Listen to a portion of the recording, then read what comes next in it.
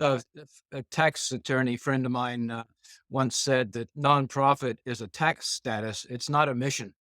Yeah, So your true. goal is still to make a profit. The difference is you don't call it a profit. You call it excess revenues.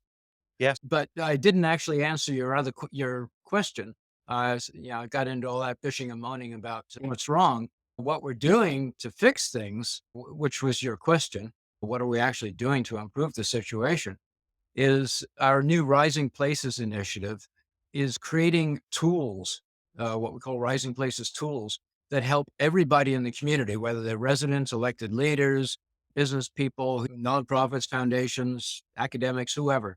Everybody in the community can use these tools to actually create that process I was talking about, to actually create the ongoing program, the vision, the strategy, the policy changes, the partnerships, and the projects. This can all be done through these tools.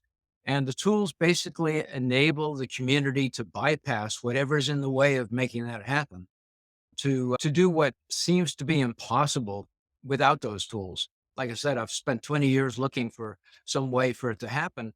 And yes, it did happen in Chattanooga, and they didn't have these tools. As a matter of fact, back in those days, they barely even had email. But that was such a rare thing. It's happened a few other times, Bilbao, Spain, a few like that, where you got really visionary leaders.